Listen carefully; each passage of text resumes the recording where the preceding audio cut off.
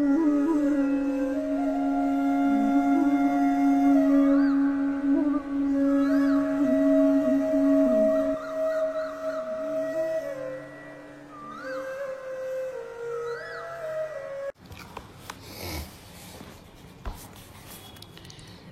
గురుభ్యో నమః. శ్రీకృష్ణ గురు చరణ సన్నిధి అనే గ్రంథంలోని అంశాలను చెప్పుకుంటూ ఉన్నాము. అందులో భాగంగా భీష్మ పాత్ర అనేటువంటి అంశంలోనికి మనము ప్రవేశిస్తూ ఉన్నాము. పున్నయ్య శాస్త్రి గారు చెబుతూ ఉన్నారు, ఒకసారి నేను మాస్టర్ గారిని మహాభారతమున భీష్ముడు భారత యుద్ధంలో పాల్గొనుట గూర్చి ప్రశ్నించి తిని. భీష్ముడు విష్ణు భక్తుడు, సకల ధర్మజ్ఞుడు, ప్రజానురక్తి గల పాలకుడు. ఇతడే అసలు కురు రాజ్యాధిపతి. తన ప్రతిజ్ఞ కారణముగా రాజ్యమును త్యాగము చేసినవాడు. ధృతరాష్ట్రునకు గాని కౌరవులకు గాని ఇతడు సేవకుడు కాడు. వారి మోచేతి క్రింద నీరు త్రాగలేదు, వారి ఉప్పు పులుసు తిని బ్రతుకలేదు.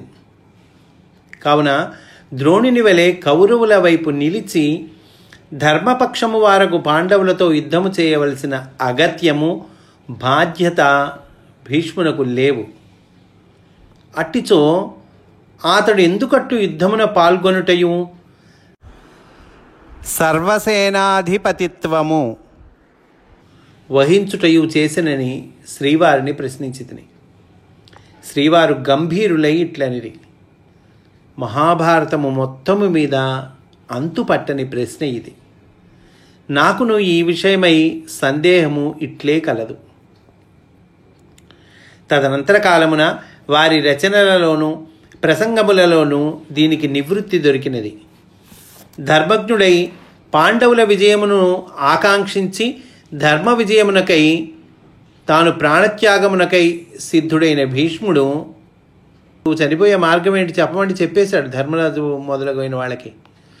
కనుక పాండవుల విజయమును ఆకాంక్షించి ధర్మ విజయమునకై తాను ప్రాణత్యాగమునకై సిద్ధుడైన భీష్ముడు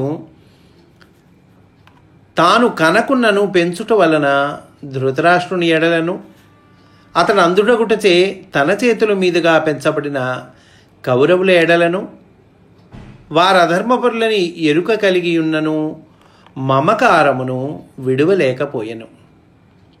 ఇదియే అతడు వారి వైపున నిలిచి యుద్ధము చేయుటకు గల కారణము. అండి కనుక ఏమండి మనకి ఇది సందేహము, సహజంగా వచ్చేటువంటి సందేహము. భీష్ముడు ధర్మజ్ఞుడు కనుక ఆయన కౌరవుల వైపు ఎందుకు నిలిచాడు అనేటి దానికి చక్కటి సమాధానం ఇచ్చారండి.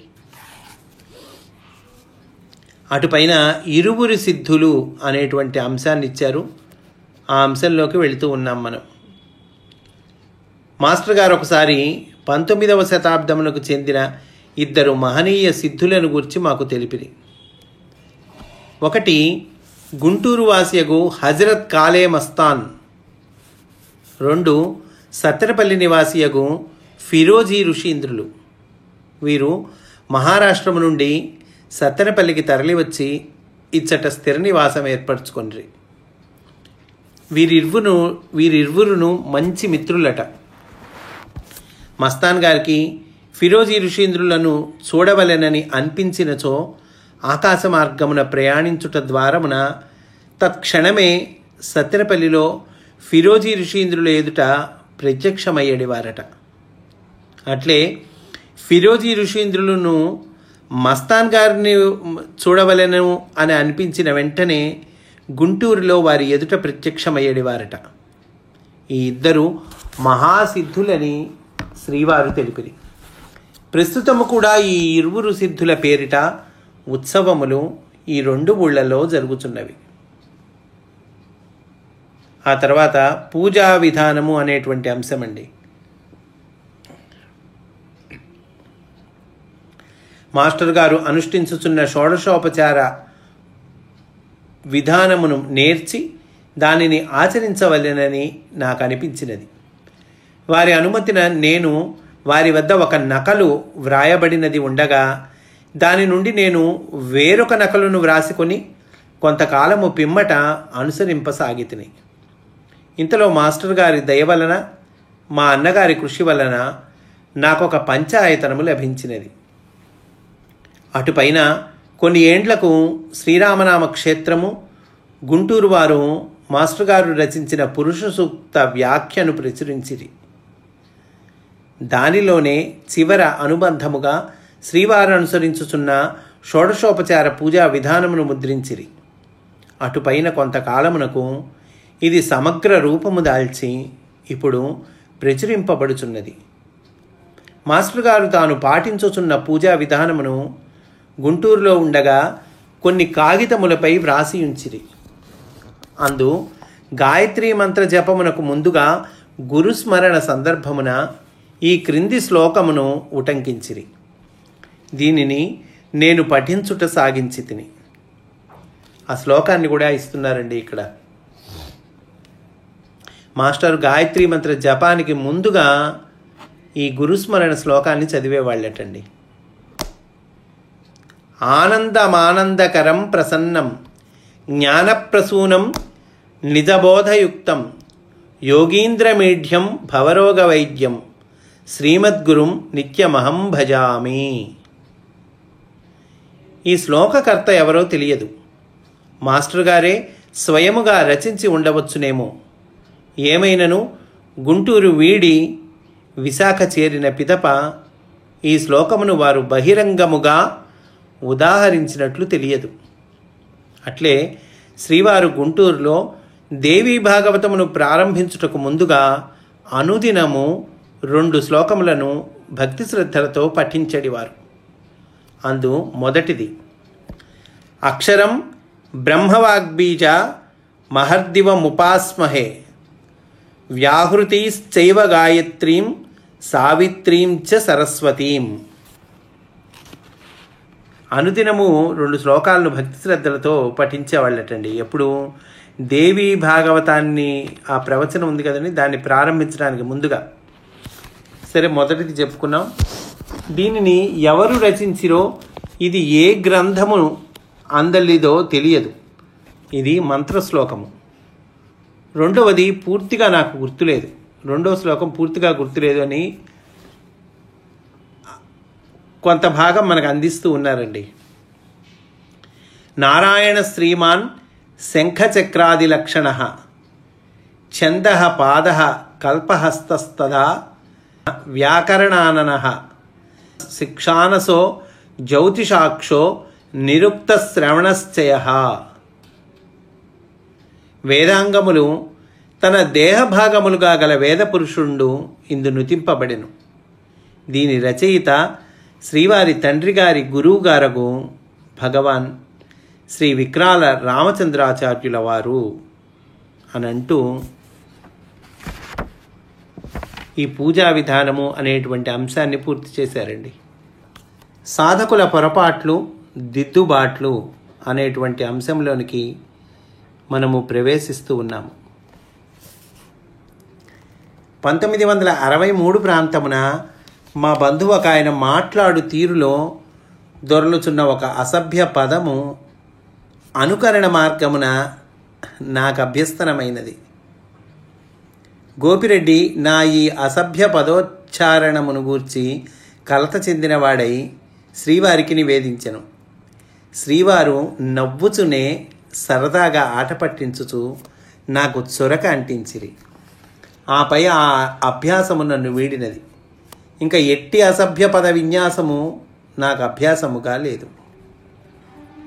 కొందరికి హృదయపూర్వకముగా ఆధ్యాత్మిక జిజ్ఞాస, సాధనాపేక్ష లేకున్నను సమాజమున పేరు కొరకై ఆ రంగు పూసుకొనుట ఇష్టము.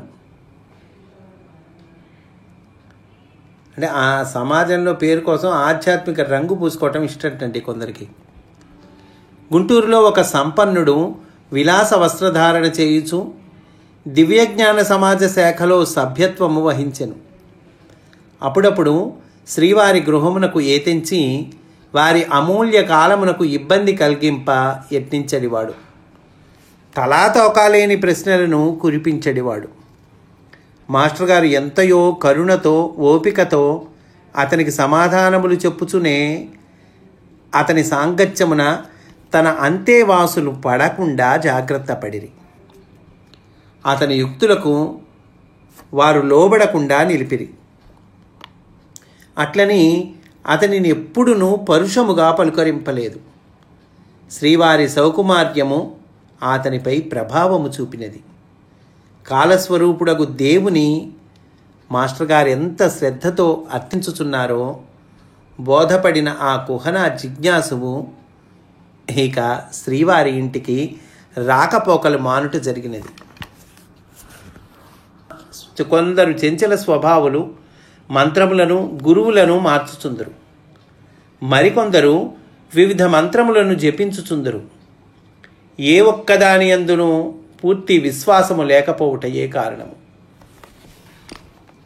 కొంతసేపు ఒక మంత్రాన్ని పట్టుకొని కొంతసేపు ఒక మంత్రాన్ని పట్టుకొని ఇట్లా చెంచల స్వభావాలు ఉంటారంటున్నారండి.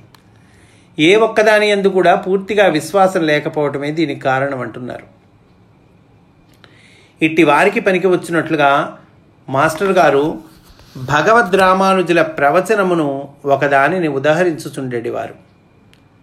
శతకోటి మహామంత్రాః చిత్త విభ్రమకారకాః అంటే ఏంటి?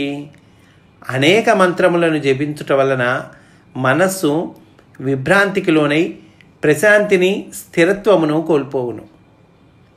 ఏ మంత్రమైనను దాని అధిదేవత అంతర్యామి అని భావించి జపించినచో ఉపకరించును. ఈ వాక్యం మళ్ళొక్కసారి చదువుకుందామండి. ఏ మంత్రమైనా సరే దాని అధిదేవత అంతర్యామి అని భావించాలి. అట్లా భావించి జపిస్తే గనక ఆ మంత్రము ఉపకరిస్తుంది. ఏమంటే అంతర్యామి అని భావించడం అంటే కనుక అంతటా నిండి ఉన్న భగవంతుడు ఎవరో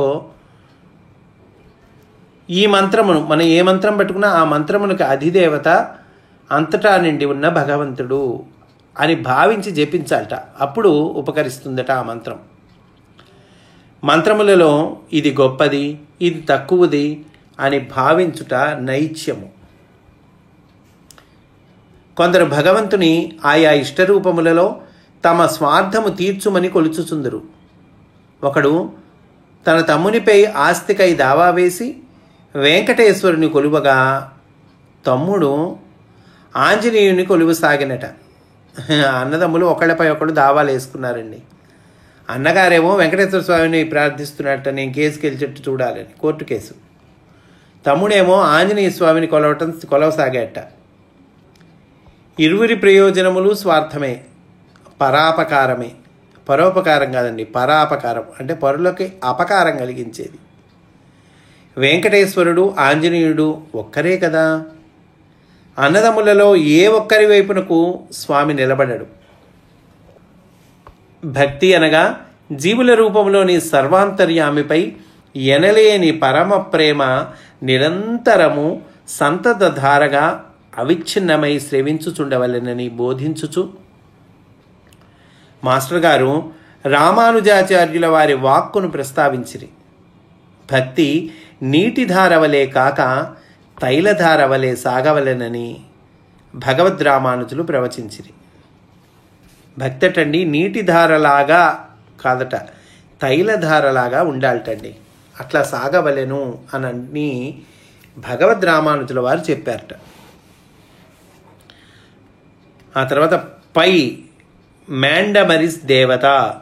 పై అంటే మనకి తెలుసు, చిన్నప్పుడు అర్థమెటిక్ లెక్కల్లో వస్తుందండి. అంటే మెన్సురేషన్, క్షేత్రగణితం అంటాం కదా, క్షేత్రగణితంలో జామెట్రీలో మనకి వీటిలన్నింటిలో పై అనేటువంటిది వస్తుంది. పై ఈజ్ ఈక్వల్ టు 22/7 అని చెప్పుకుంటాం మనం. ఏమిటి ఈ పై అంటే కనుక, ఒకసారి మాస్టర్ గారు రేఖాగణిత శాస్త్రమున వృత్త పరిధికిని వ్యాసమునకు గల సంబంధమును సూచించు పై అను సంకేతమును వివరింపసాగిరి. మాస్టర్కి తెలియని విద్య ఉందండి. రేఖాగణిత శాస్త్రంలో ఈ పై గురించి మాస్టర్ వివరింపసాగారట. దీనిని పైథాగొరస్ మహాశయుడు సమగ్రముగా వివరించినట. పై అను సంకేతమునకు పైమాండిరస్ అను అధిదేవత గ్రీకు పురాణములలో కీర్తింపబడినట. ఈ సంకేతము బ్రహ్మాండ సృష్టి విజ్ఞానమున ఒక ప్రధాన అంశమునకు చిహ్నము. దీనికిని మిథున రాశికిని సంబంధం ఉన్నదట. అంటే ఈ పైకి ఉన్న మిథున రాశికి సంబంధం ఉన్నదటండి. వివరములు నాకు గుర్తులేవు. పురుష సూక్త వ్యాఖ్యలో కూడా దీని ప్రమేయము కలదని శ్రీవారు తెలిపిరి.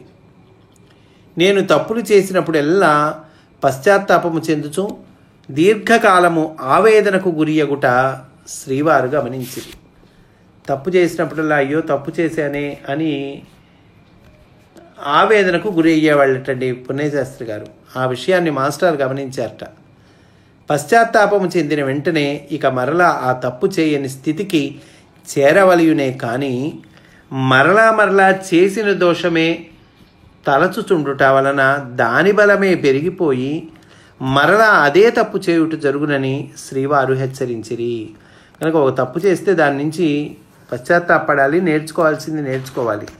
అంతేగాని మరలా ఆ తప్పును తలుచుకుంటూ కుమిలిపోతూ ఉంటే మరలా చేసిన దోషమే తలచుచుండడం వల్ల దాని బలమే పెరిగిపోతుంది, మరలా అదే తప్పు చేయటం జరుగుతుంది అని మాస్టర్ హెచ్చరించారటండి. కనుక ఈరోజు ఇక్కడితో పూర్తి చేసుకుందామండి. రేపటి రోజున మనము శౌచము అనేటువంటి అంశంలోకి ప్రవేశిస్తాము అని సవినయంగా మనవి చేసుకుంటూ స్వస్తి. వాసుదేవ.